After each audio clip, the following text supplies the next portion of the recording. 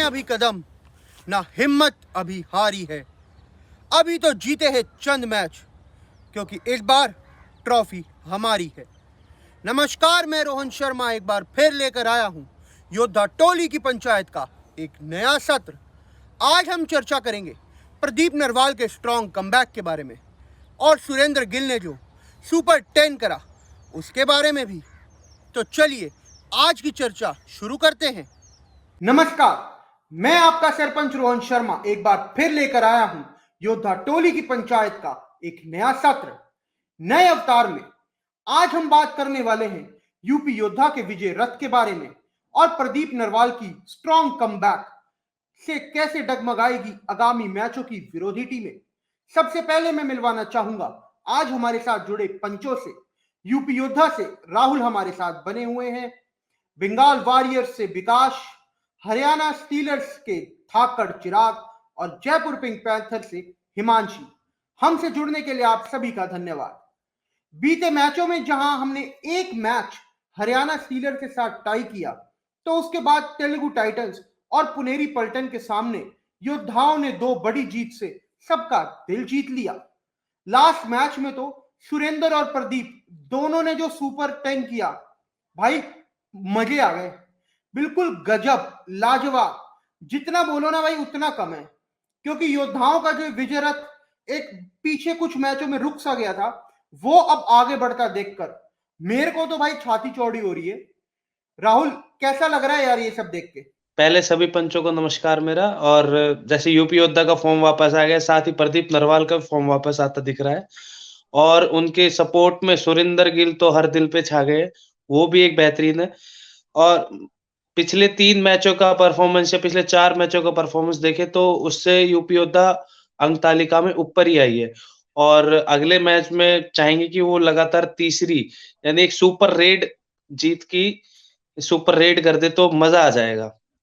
ठीक है, तो अभी मेरे को अच्छा लग रहा है कि यूपी योद्धा फॉर्म में वापस है और थोड़ा डिफेंस में भी हमें इसी प्रदर्शन को बढ़ाने की जरूरत है, तो फिर हम टॉप पे चले जाएंगे सर। बिल्कुल सही राहुल। राहुल, क्या लगता है कि अब जो हमने स्ट्रैटेजी अपनाई है, जो हमारे प्लेइंग 7 हैं, जो हमारे लास्ट कुछ मैच जो टाई हुए हैं और जो हम जीते हैं, यही हमें स्ट्रैटेजी लेके चलनी चाहिए या आने वाले जो मैचेस हैं उसमें हमें स्ट्रैटेजी चेंज करके कुछ सरप्राइज एलिमेंट देना चाहिए सामने वाली टीमों को? सर मेरा ऐसा मानना है कि एक विनिंग कॉम्बिनेशन के साथ अगर हम चलेंगे तो ही बेहतर होगा। पिछले 4 मैचों में जो जीत और एक टाई मैच हुआ है वो एक विनिंग कॉम्बिनेशन के साथ ही आगे बढ़ा है कि हम एक या 2 बदलाव, छोटे-मोटे बदलाव कर सकते हैं। जैसे डिफेंस में हम नए या फिर कोई युवा खिलाड़ी को या फिर किसी दिग्गज खिलाड़ी को जो बेंच पे बैठा है उसको वापस ला सकते हैं। तो हम डिफेंस में थोड़ा काम करने की ज़रूरत है, तो वहाँ हम अपनी रणनीति को बदल सकते हैं। लेकिन रेडिंग डिपार्टमेंट में तो प्रदीप नरवाल का फॉर्म वापस आ ही चुका है। वो तो विरोधियों के लिए एक शंखनाद हो चुका है कि अब संभल के रहें, क्योंकि अब प्रदीप नरवाल, पुराने वाले प्रदीप नरवाल लौट के आ गए हैं। और जो उनका साथ दिया है सुरेंद्र गिल ने, वो तो सबसे ज़्यादा लाजवाब है। एज़ अ सपोर्ट रेडर वो खेल रहे थे, लेकिन अब वो सामने एक हीरो रेडर बन के आ रहे हैं। तो मुझे नहीं लगता रेडिंग डिपार्टमेंट में ज़्यादा बदलाव की ज़रूरत है। तो विनिंग कॉम्बिनेशन के साथ हम चलेंगे तो ही हमारी टीम इसी तरह से आगे बढ़ती रहेगी और मैचेस जीतती रहेगी सर। बिल्कुल सही। मेरा भी यही मानना है यार कि जो अभी स्ट्रैटेजी है, जो गेम प्ले है, जिस माइंडसेट के साथ हम चल रहे हैं उसमें कुछ बदलाव नहीं करना चाहिए और उस पर आपने भी मोहर लगा दी, बहुत अच्छा। अब बात करते हैं आगामी जो हमारे मैच है, जो महाभिड़ंत होने वाली है बंगाल वॉरियर्स के साथ, उसके बारे में बात करेंगे विकास से। विकास, वॉरियर्स स्ट्रगल कर रहे हैं पॉइंट्स टेबल पे, क्या माइंडसेट के साथ उतरना होगा मैच पे बंगाल वॉरियर्स को, जब प्रदीप और सुरेंद्र दोनों एक अच्छे फॉर्म में हैं? क्या लगता है आपको कैसे मैच जीतने के लिए उतरेगी बंगाल वॉरियर्स यूपी योद्धा के सामने? सभी को मेरी तरफ से नमस्कार। और हम लोगों का कुछ मैच खराब गया है, मैं मानता हूँ, लेकिन मुझे उम्मीद है कि हम लोग आगे मैच में हम लोग जरूर जीतेंगे और अच्छा प्रदर्शन करेंगे।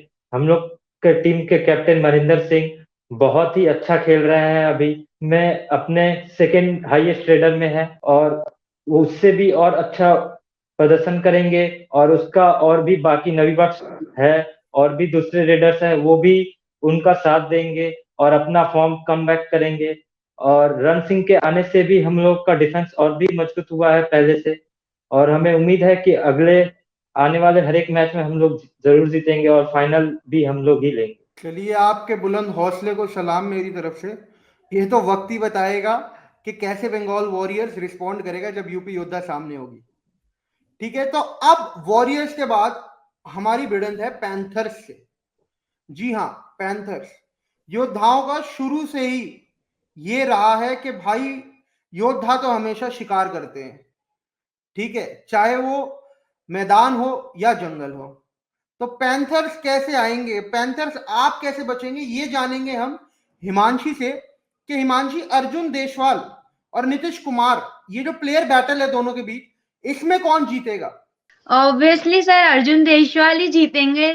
रेटिंग में बहुत पॉइंट्स लाते हैं। उनके साथ दीपक हुड्डा को भी चलना चाहिए। वो भी अगर मतलब पैरेलल चलते रहेंगे तो दोनों प्रेशर नहीं रहेगा इतना टीम पे। एंड कॉर्नर में संदीप दुल को डिफेंडिंग में पॉइंट्स लाने पड़ेंगे, डिफेंस स्ट्रॉन्ग करना पड़ेगा। एंड प्रदीप नरवाल को टैकल करना पड़ेगा। ज्यादा से ज्यादा हो सके तो प्रदीप नरवाल को टैकल करने की बहुत नीड है पिंक पैंथर्स को। बहुत सही आपने बोला कि प्रदीप नरवाल को टैकल करने की स्ट्रैटेजी बनानी पड़ेगी। लेकिन एक बात बता दूं आपको, सारी टीमें यही समझ रही थी कि प्रदीप नरवाल अच्छा कर गए, लेकिन उसके साथ जो आउट ऑफ सिलेबस वाला क्वेश्चन आ गया ना, सुरेंद्र गिल, वो भी आपको मुझे लगता है प्रिपेयर करना पड़ेगा। मल्टी पॉइंट रेडर बन गए हैं वो मल्टी पॉइंट लाते हैं। तो ये मेरी सलाह रहेगी आपको। तो अब यहां से चलेंगे हम हरियाणा की मिट्टी के जो चिराग हैं, चिराग आपको क्या लगता है योद्धाओं की जो आंधी चली आ रही है उसमें टिक पाएगा हरियाणा स्टीलर्स का चिराग? सबसे पहले तो हमारे सरपंच और सभी पंचों को मेरा नमस्कार। और सर, रही बात आपके सवाल की, तो आपका सवाल का जवाब मैं यही देना चाहूंगा कि हमारा जो युवा डिफेंस है, हमें हमारे युवा डिफेंस पे पूरा भरोसा है। और हमारे जो दोनों नए कवर्स हैं, जयदीप दहिया और मोहित नंदल, उन दोनों ने अपने अभी करंट के मैचेस में बहुत शानदार प्रदर्शन किया है। तो हमें हमारे कवर्स की ताकत पे और एक्सपीरियंस हमारे पास सुरेंद्र नाडा है डिफेंस में। तो इन तीनों, सुरेंद्र नाडा का एक्सपीरियंस और जयदीप दहिया और मोहित नंदल का यंग कॉम्बो, हमें डिफेंस पे पूरा भरोसा है कि मल्टी पॉइंट मिस्टर गिल और प्रदीप नरवाल दोनों को रोकने में हम कामयाब हो पाएंगे। और हमारे रेडर्स तो हमारे लिए पॉइंट ला ही रहे हैं। तो योद्धाओं पे हम इस मैच में हमारे डिफेंस की बदौलत भारी पड़ेंगे। बहुत अच्छे से आपने समझाया चिराग कि कैसे आपका जो चिराग है वो जलता रहेगा। लेकिन इसमें एक शेर मुझे याद आ गया कि थाम रखा है तूने जलता हुआ हरियाणा स्टीलर्स का चिराग, कहीं योद्धाओं की आंधी में तेरा चिराग शहीद ना हो जाए। तो अब चलते हैं हम अगले सेगमेंट में, जिसका नाम है थाई फाइव हाई फाइव। इसमें हमारी पंचायत चुनेगी एक ऐसा प्लेयर जिसे आने वाले मैचों में हम सबसे ज्यादा बार थाई फाइव करते दिखेंगे। तो जानते हैं पंचों से, क्या है आपकी राय? चिराग? सुमित सांगवान। राहुल?